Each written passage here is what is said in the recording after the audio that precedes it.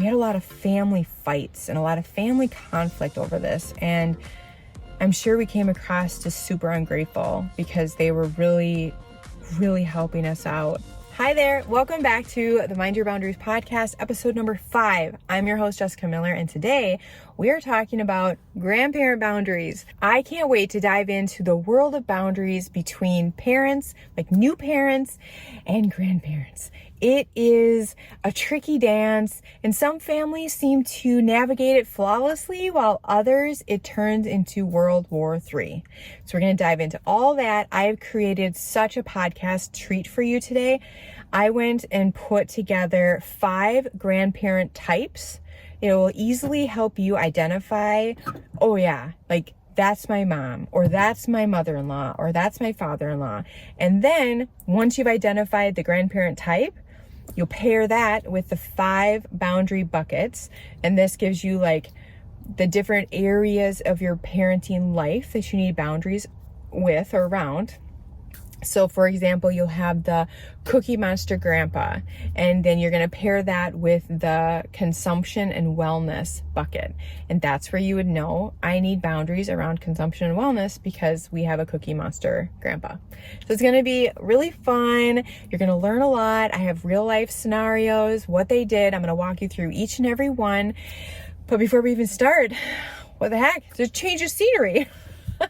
I'm in my car because my son is at his birthday party. There is a trampoline park like 50 miles away from our house, and they are jumping like crazy. Him and his buddies. He's going to turn 14 in a couple days. Oh, it's just crazy how time goes. So they're having fun. I'm recording in the parking lot. And so, yeah, we're just changing things up. So if anything weird happens, just remember it's like a FaceTime call, and we're just going to roll with it because this is not this like perfect podcast. It's just us hanging out. Let's get those fingers ready. In the comments, let me know, have you ever struggled with setting boundaries with either your mom or dad, your in-laws, or maybe you're a grandparent and you've struggled either following boundaries or even knowing what the boundaries are? That's something we're going to discuss. As a reminder, this podcast is for all generations. That's the coolest thing about this, is that we have people that are 70s, 80s, all the way down into their 20s. So we have this podcast episode is actually going to be really good if you are expecting an established family or a grandparent. And just remember, when you comment, we have everybody, all ages watching. So we want to be super kind and respectful. So in the comments, make sure you let me know, have you ever struggled with setting boundaries with, like after you have kids? Has it been tricky for you? Or also say, like, you know what? Actually, it was really easy on both sides. That's phenomenal. Absolutely phenomenal. But that leads me to wonder, why is it that some families just are like, so easy. The baby comes and there's just no boundary violations. Everything is just perfect. Everybody knows their place. There's no fighting. There's no unannounced visits, unsolicited parenting advice, nothing. It's just nice and easy. And then you have us. No, just kidding. And you have the other side of the coin where it's like, oh my God, like, no space, lots of unsolicited parenting advice, gifts. It's just a lot. And maybe even some like mother-in-law, daughter-in-law, like butting heads, or son and father butting heads. I think it's a mixed bag. I think there's a variety, or there's many reasons why for some this goes super easy, and for others they get snagged up, like caught up on certain things. I definitely think ego is involved. I think it's hard for some moms to let go of their son and to know that they're going to be okay with their daughter-in-law, and so they still want to like input so much. Or even moms just like, they just can't let go. And then there's daughter-in-laws that don't have the confidence to know when to allow the input from the mother-in-law. Because I think they're afraid that if they allow too much input, the mother-in-law will take over. And so they shy away from anything like that. So there's too much pushing, too much inserting, being too much intrusive, but there's not enough allowing some feedback, allowing some input. There's also personalities. What makes you unique is all your experiences up until this point. Same with me. And what I bring to the table and how I see how things should be is going to be different maybe than how you think things should be. And that's great. That's what makes the world special, is that we're not all the same. But you get a bunch of strong personalities in one group of 6, right? You get 6 adults and some kids, and it's not going to be fun if you don't understand like when to bend, when to allow someone else to lead, when to stand up for yourself. It can get tricky. And so there's personality types. There's also poor communication. Sometimes we feel like we assume people know. This is obviously a boundary. Like, why would you just show up unannounced, right? Or this is obviously a boundary. Why would you buy my baby's crib? Like, that's something it's a precious moment I want to do. This is obviously about, we just assume that they know our boundaries, and they don't. So that's another reason why some families just kind of go, ooh, it's nice and easy, and others are just like, oh my God, it's Rapid City here. Like, maybe they don't identify the boundaries, poor communication, and also inconsistencies. I've talked to so many grandparents that are like, yeah, sometimes iPad usage is a real big deal, and then other times it's like, they're on it all day. So I'm pretty much chalked it up to, it just depends on if my son is having a bad day or not. So inconsistency, it can get confusing. The biggest and saddest one is the egos, because I feel like there shouldn't be that. There should be a way for us all to play together. Before we dive into the 5 different grandparent types, I want to invite you to listen to the characteristics as I describe them and really try to understand why they would be a certain way. Like, why would someone behave a certain way? Because all of our behaviors and choices lead or have an intention of receiving love and belonging. Like, we all have intent to feel like we're loved and we belong somewhere. And so really try to look at these scenarios that we're going to talk about today with that lens, and skip the knee-jerk reaction like, well, Cookie Monster Grandpa is the bad grandpa because he's disrespecting the parents and the kid's getting sick. No, not necessarily. I mean, that is happening. Doesn't mean he's bad. It means he has an intention. Let's get curious. Why is he doing this? Like, he's not purposely trying to disrespect his adult child and in-law. He's not purposely trying to get his grandchild sick. Like, what's going on with him that is leading him to continuously do this pattern of behavior? And it's leading to a lot of family feuds. So we're going to, I really want to encourage us on this podcast not to have these knee-jerk reactions where we're quick to judge people. I want us to always pause and ask ourselves, why would someone be doing this? I'm always asking myself that. Like, in all the sessions, I'll just be working with a couple and they'll be talking about an annoying neighbor. And I think to myself, why the hell would that neighbor be doing that? Like, I'm truly curious and I'm trying to understand the behavior. And in that, there's just so much relief in understanding the reason behind the behavior. It's so interesting. That's probably why I'm a therapist, because I just want to know the why to everything. Let's kick this off with the 5 grandparent types. And once I review them with you, I want you to tell me in the comments if your mom, your dad, your father-in-law, mother-in-law, if you can identify, you're like, yes, that's them. Or maybe you are the grandparent and you're just like, oh my gosh, I'm the overbearing oracle. If you actually identified as that, I would just be like, I mean, just to have that self-awareness, be open enough to self-reflect, that's beautiful. Every person I know, every human being, every parent, We do the very best we can until we learn a better way. And then we do it differently. And that's growing and evolving. And we should never stop growing and evolving. So if you can identify with one of these grandparent types and then you comment like, that's me, that's beautiful. And everybody be kind to that person, because that's just absolutely phenomenal. Number 1, the Cookie Monster Grandparent. This is a grandparent that does not pay attention to consumption boundaries, absolutely sees no need to monitor dietary restrictions, who needs a healthy meal.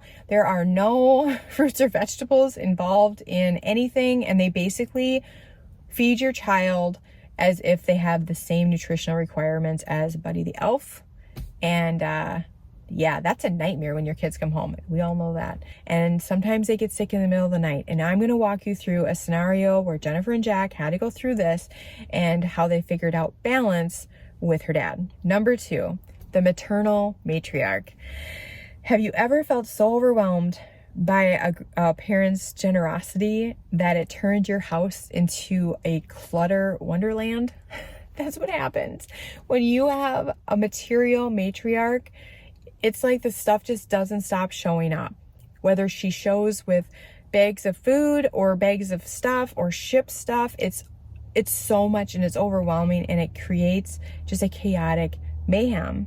And we're going to talk about how do you set boundaries with someone that's trying to be so giving and so nice, and you don't want to hurt their feelings. And that is going to be from my friend Laura. Number 3, the rule breaker grandparent.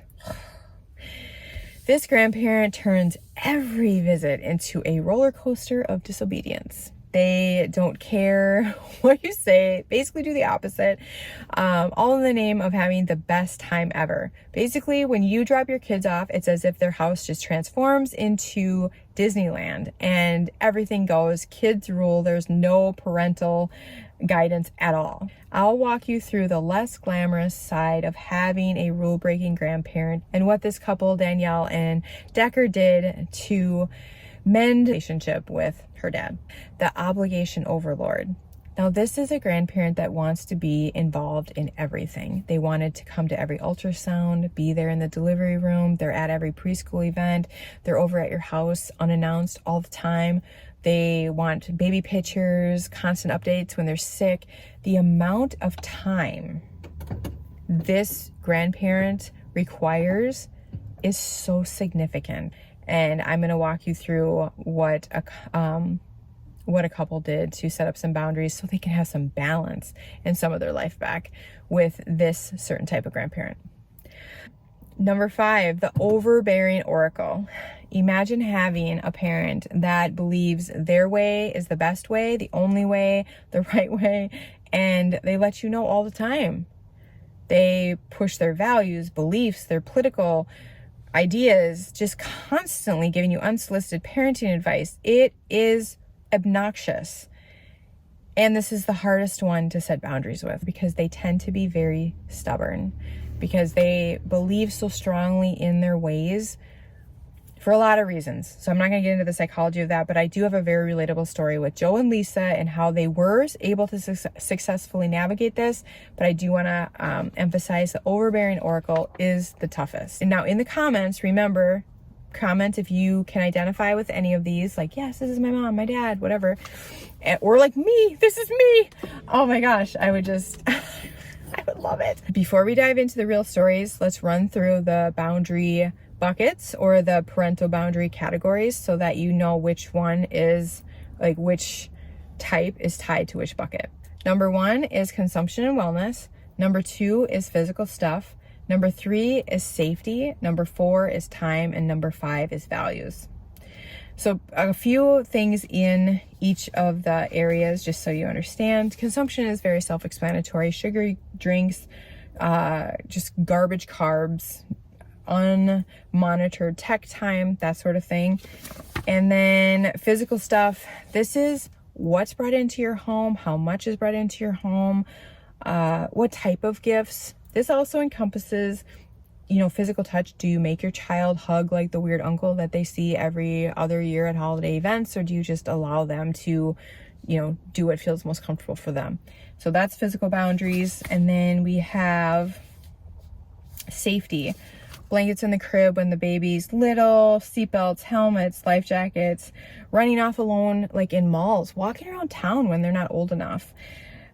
Just, supervision. And then time. Where are we going to spend the holidays? How much time do we spend together during the week, on the weekends? Phone calls, texts during the day. If they show up late, how do we handle that?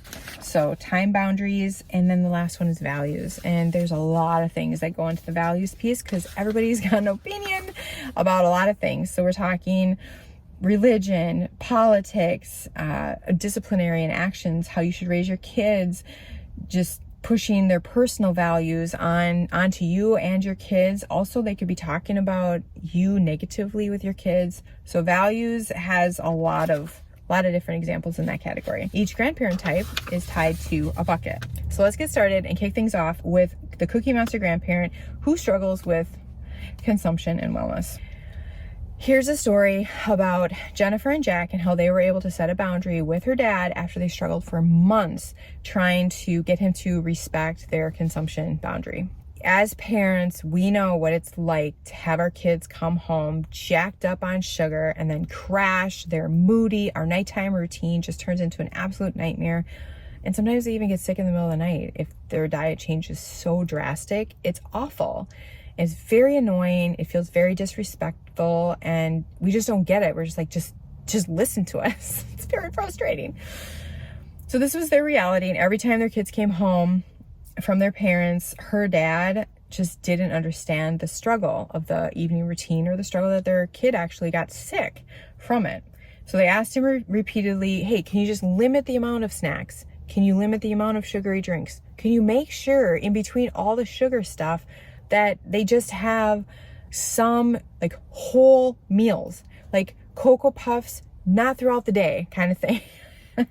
Seriously, like Buddy the Elf, just imagine him putting syrup on his spaghetti noodles, and then sprinkles and all that stuff. Like, it's just crazy what they were going through. But to no avail, like nothing changed. And so they contacted me because Jennifer was getting to the point where she was like, I'm going to go no contact to prove a point. So now her ego. So she's pissed that he won't just follow this boundary, but you can feel it like it's an ego thing now. Like, I'm the parent. How dare you disrespect me? And I will have you fall in line here. And I'm going to teach you a lesson. That's kind of like what it was coming off. And I said, there's a couple things you can do before you consider going no contact. Yes, he's being disrespectful. We don't know his intention. We don't know why. He could just like his main food group might be sugar and he's just trying to bond with his grandchildren on that. He may have some insecurities and want to be the best grandparent, and by doing like sugary stuff all the time, like that's how he's, trying to do that. Maybe, like gain their approval. Maybe, we just don't know. It doesn't matter. They've tried to talk with him. It's not working. I also told him, your kids are going to age out of this and they're going to be able to start picking healthier foods real soon. So don't worry, this isn't going to be forever. But I said, instead of going no contact, have your dad come over. Like, have grandpa have play dates with the kids at your house. Have them hang out, do whatever. You're in total control. What they eat, when they eat, how much they eat. It's all within your control. And then instead of having your kids go over to grandma and grandpa's house and you getting a break, since this is so important to you, it turns into family visits. So you all go over as a family, you all hang out and bond, and then you're there to monitor food intake or consumption of anything. Some of you might be thinking, now I have to hang out with my parents or my in-laws. Yeah, the grandparent relationship with the grandchild is way more important than you like being right about a boundary. Like, so that should always be your first option, is if they can't honor our boundary request, we just change visits into family visits. Absolutely, because it's very important that they have that relationship. But for Jennifer and Jack, they absolutely loved the way that this all worked out. They loved spending more time at Jennifer's childhood home. She got to really get close to her mom again and just do different crafts with her at holiday times. Jack absolutely loves his father-in-law, so he got to hang out with him more. It turned out to be a really, really beautiful change, and they were great. I mentioned that their kids would grow out of this. I say that because that's what happened to us. I have a father-in-law who I feel like does eat like Buddy the elf. Like, he loves sweets, and I think he could live off cookies. He just really enjoys it. And when our kids would go over there, that is what he would give them. And our son would get very moody and he would get sick every single time. So he would come home from their house and he would throw up like clockwork at midnight. And it was just awful. And this was before I knew what boundaries were. This is before I knew to change visits into family visits, all that stuff. And we handled it wrong. We said some not so nice things. We sounded very ungrateful because at the time, like, our son was a lot when he was little. He had a lot of behaviors, a lot of like sensory overload stuff. And he was extra. And my in-laws did such a good job. And so did my mom, just taking our kids to give us a break because it was just, we needed it. And so instead of changing visits into family visits, we had a lot of family fights and a lot of family conflict over this. And I'm sure we came across as super ungrateful because they were really, really helping us out.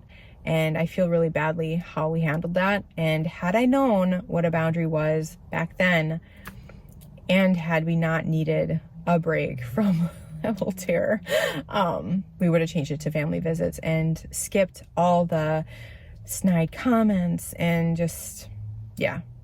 But eventually James grew out of it, and he started, and he was young too when he started making different decisions where he would pick the apple over the piece of cake. Like, he figured it out real quick, and he just outgrew it. So that's why I told them that they would outgrow this boundary as well. Number 2, Material Matriarch struggles with physical boundaries, gifts, and lots of gifts. This was my friend Laura's problem with her mom, or her struggle. Her mom always showed her love growing up with physical gifts all the time, like buy. And she came to find out through her years in therapy, and she'd had her mom visit in the therapy room, that her mom felt like a burden, and she carried this mistaken belief that she wasn't enough.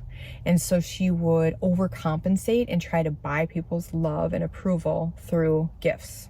And so she knew that was a thing, and so she was very, very patient with her mom.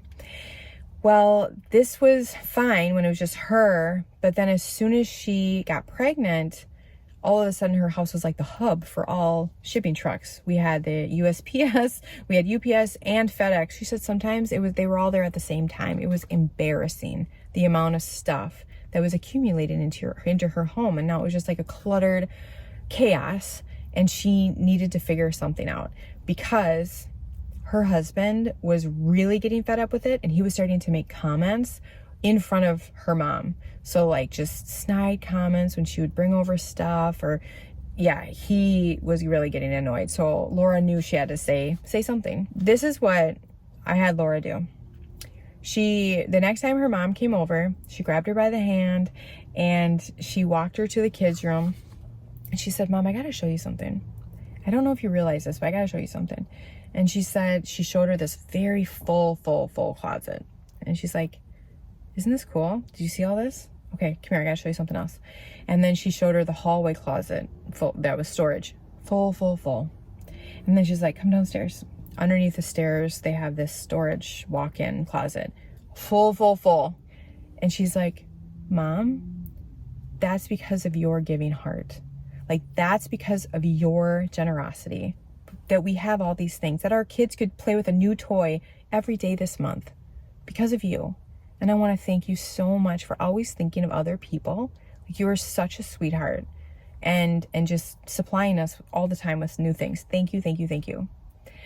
And now that we have everything full, we need to strategize a little bit, because otherwise, you know how I get overwhelmed with too much stuff, and I don't want to have any stress in our family. So I was thinking, since we're set up, and I know you love to express love through gifts, what if when they need something, I let you know, like if they need a new toy, or if they need new boots, winter jackets, or maybe you could even start that school shopping tradition and take them back to school shopping together. And that could be your annual trip.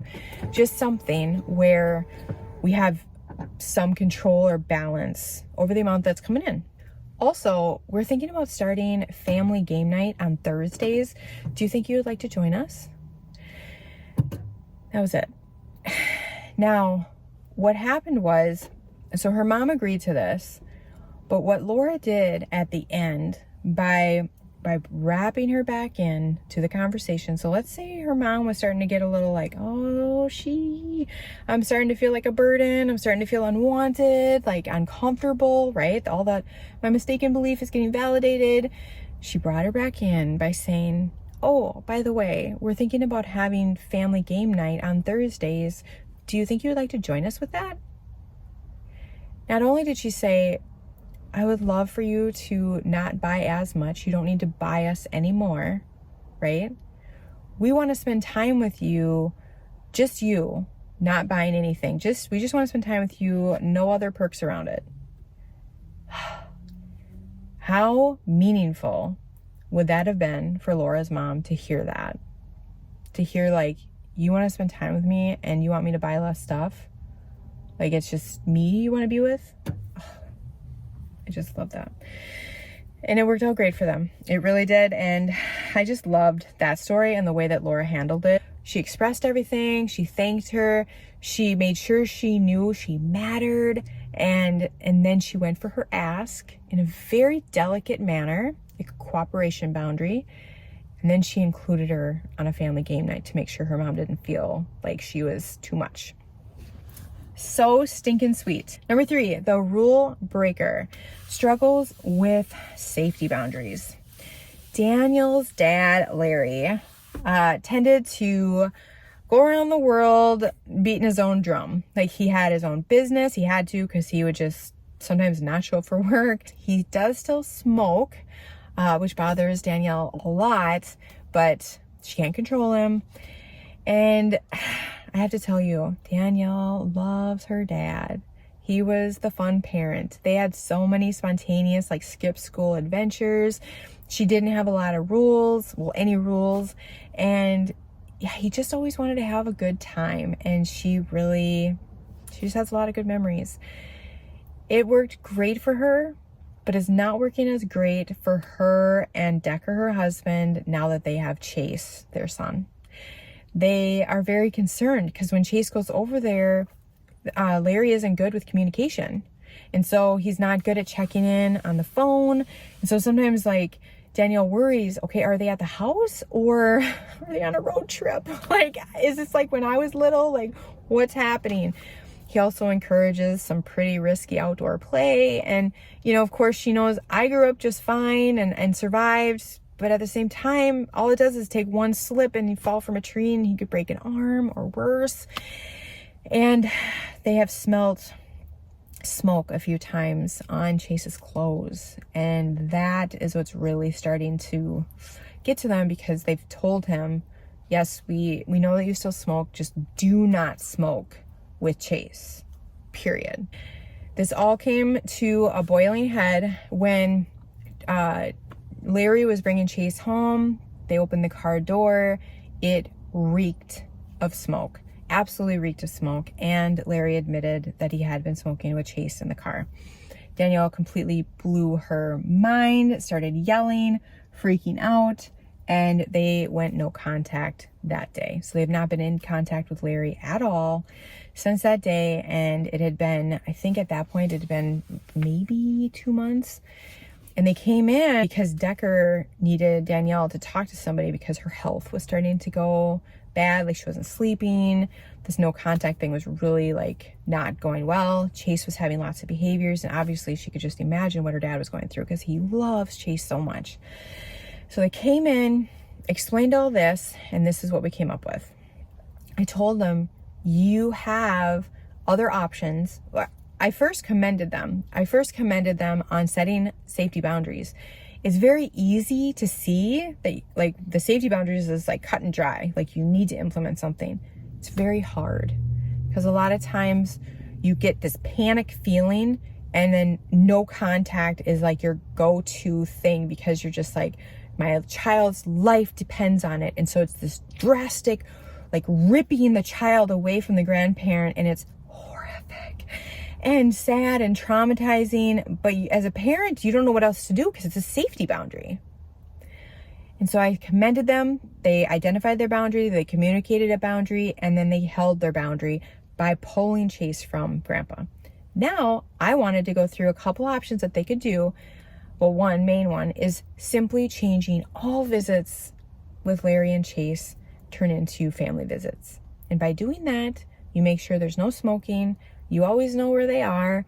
You know how high Chase is going to climb in the tree, and all is well. And that worked out very, very good for them. With all safety boundaries, you have to take action. With most safety boundary violations, you can change visits into family visits and it's resolved. There are some outliers. However, in most cases, your first step should be, okay, basically we're having supervised visitation now because I cannot trust that my child will be safe with you alone. Number 4, obligation overlord. Struggles with time boundaries. Oh, with a fire truck. So the obligation overlord struggles with boundaries, always wants to be involved. Remember, this was Lindsay's mom, Janice. She always was involved with her life. She was a rock star mom, always at every practice. So not only every sporting event, she sat through every practice, bundled up on the cold winter days, and then just had her little electric fan on the hot days.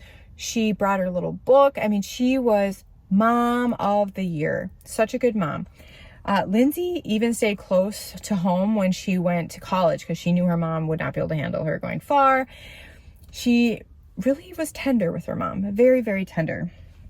Fast forward, now Lindsay has a full-time job or a full-time career. She has kids, a family, she's a wife, and her mom still demands a lot of attention. She still wants to see and spend time and be a part of Lindsay's family just as much.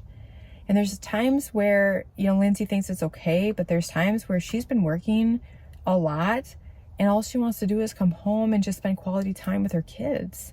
And so it's really hard for her to know, like, when can I just tell my mom, like, no, I don't want you to just come over and stay until bedtime 4 nights a week. She also expects Lindsay to attend all of her holiday events, leaving no room for Lindsay's husband, Neil's family. They never go to Neil's family's side. It's always expected that they come, or she just goes crazy because she's so upset, and eventually Lindsay caves anyway. So all came to a head when her mom came over.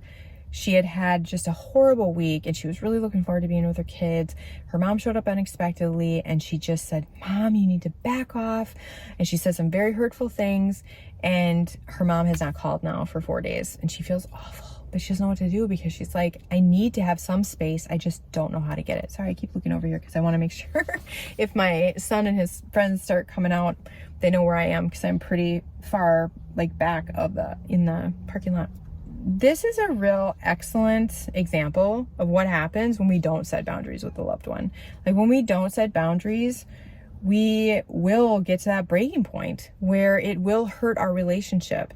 And that's why boundaries need to happen. It's to strengthen your relationship. It's to keep you in balance and in healthy relationships. Always remember, boundaries are to strengthen your relationships, not pull you or keep people away. That's not what a boundary is meant to do.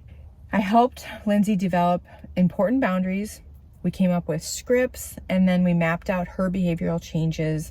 So what things is she going to do to hold the line? Because remember, when you set a boundary, you identify, communicate, and then you hold the line. And that's up to you to change your behavior, not Lindsay's mom. So she went to her mom and she said, "Mom, I love you so much. You have given up so much in your life, made sacrifices, and you have made me the woman I am today. Thank you. Thank you for being who you are. And I have to talk to you about what happened a few days ago and why I reacted the way I did, and also some different boundaries that I'm going to set going forward so that that doesn't happen again, because you didn't deserve that. I need to have more family time just with my kids. I feel guilty that I'm away all the time at work and work trips, and with you coming over unexpectedly or unannounced, it feels like it takes away from those opportunities to be with them. So I'm gonna need you to call from now on before you come over to see if we are up for guests. The second thing is that Neil and I are going to start alternating holidays. So since we were at Christmas last year, we're going to go to Christmas at Neil's house this year. But we'll spend another day with you, just not on Christmas Day. And the last thing is Neil and I were hoping that you would help shuttle the girls to soccer and dance on Thursdays and then stay for dinner, and so we can hang out as a family. Now, some of you might be like, where did that come from? So we're setting up boundaries, but then we're bringing her in. That's exactly what it is. So we're setting up boundaries, but there's a couple reasons why we added that Thursday in. Lindsay knew that her mom needed to still know that you have a place in my life, you matter in my life, and in order to make her feel like she mattered, she loved shuttling the kids. She loved helping with the family. She included her by then bringing her back in and saying, hey, will you help us? And then have family dinner. All she has to do to hold the line is if her mom shows up unannounced after this talk, she just stays by the door and says, oh shoot, Mom, I wish you would have called first. We're not up for guests tonight, but we'll see you on Saturday for Sarah's soccer tournament, or we'll see you Thursday after we shuttle the kids and have family dinner. The last one, the overbearing oracle. They struggle with values, the values boundaries. Joe and Lisa had struggled with his mom, Linda, for years. She was a very strict Mormon, and Joe had left the church before he even met Lisa. And Linda still to this day would remind him of how disappointed she was with his decision and how concerned she was with his salvation and just the path he was on, living the good life. She had opinions on everything Lisa did, from the way she changed the diaper, the way she cleaned her home or didn't clean her home, the way she cooked Thanksgiving turkey. She also wanted to be involved in all major decisions. She did not feel like they were capable of making decisions without her. She wanted to go on home tours to, when they were looking for a house, she wanted to be involved in that purchasing decision. And Lisa was like, absolutely not.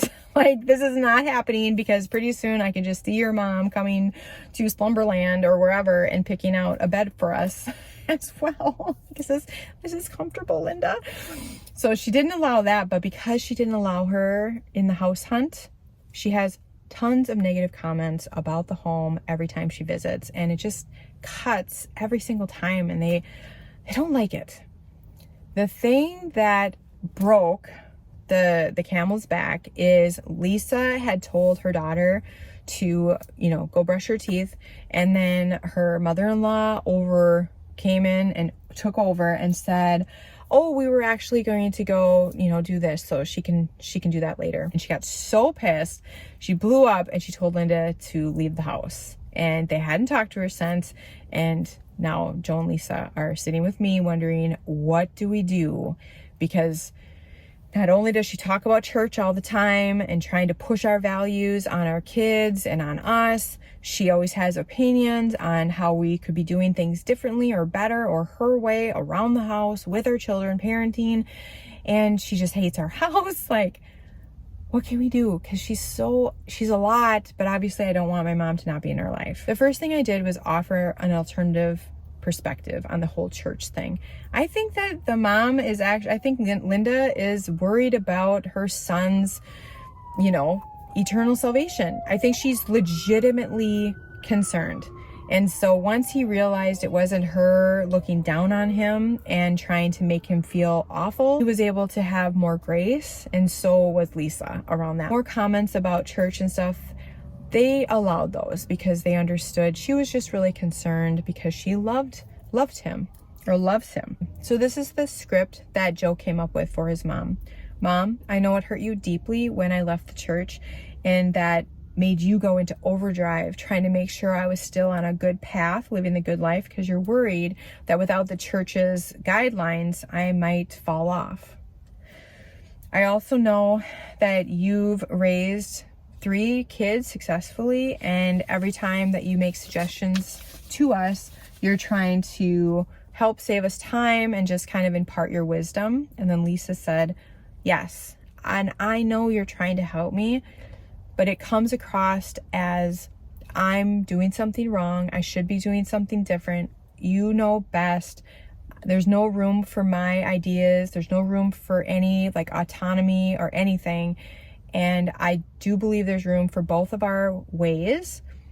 I just need you to make room for mine, because you give me unsolicited advice constantly. So I'm going to have to ask you, until I ask for your advice, please like hold it. And then they both brought up the house. They said, we know your feelings were hurt when we didn't include you on this big decision. This was a decision for us. This was our step starting our life as a family, and we wanted it to be a joint decision. This isn't your home. And we know that you were hurt. And at the same time, every time you make a comment, a negative comment about a home that is so good to us, a neighborhood that just cherishes our children and protects them, and we're just a walk away from school, this is a beautiful place for us. And every time you speak negatively, it hurts us. So going forward, anytime you say something bad about our house, we will not engage. We will just keep going on, and we will ignore the comment completely. We just want you to be aware of that, so you don't think we're being rude. We're just not going to engage with anything you say bad about our house anymore. Here's how they held the line. If she did, she actually responded really well, which I was surprised, because this is the toughest grandparent type to crack and to hold boundaries with, because it's not just like turning visits into family visits. It's just not. It's different. And it's like a different psychology as to why they are the way they are. It's hard to break. It's hard to build a new habit around this, but Linda did really, really well. She definitely slowed down on making comments about the house, and if she ever did, they just ignored it, kept going on with their activity. And then the few times she slipped and overstepped on the parenting boundaries, or like overstepped when Lisa was trying to parent, Lisa just says, oh, grandma, silly grandma, like Sarah knows or Sophie knows we don't do that here, go brush your teeth. Like, that's what we do right now. So she just basically took the reins back and, directed her kid to follow the order. Oh my gosh, we did it. We did it. We covered the 5 grandparent types. So we have the Cookie Monster Grandpa or Cookie Monster Grandparent, the Material Matriarch, the Rule Breaker Grandparent, the Obligation Overlord, and the Overbearing Oracle. And they correspond with the boundary categories: consumption and wellness. We have safety, time, values, and physical. So we covered all that. I hope you learned a lot, and definitely if you identified with anything, let me know in the comments, and I will see you next time. Next time, I'm juggling between, so this will be a surprise for both of us, because I'm like, what should I do next time? I know many of you are waiting for the adult no contact one. I really want that one to be ready, and I feel like it deserves more of my attention. And right now, with another one of my businesses, it's taking up a lot of my attention and energy, because it's just the time of the year. It always does. So it might be that one, but I'm also thinking it might be really good to have one on holiday boundaries. Like, I know it will miss the Thanksgiving, but we're getting into Christmas, and just boundaries around your time, boundaries around traditions. I think that would be a good one, because I am a freak about traditions and starting your own traditions within your own family, but yet not being too closed off so that you are too far apart from your family of origin. And I think that might be a good one, and the perfect time for it right now. So I guess we'll see what episode number 6 is together. And until next time, make sure you mind your boundaries, friend.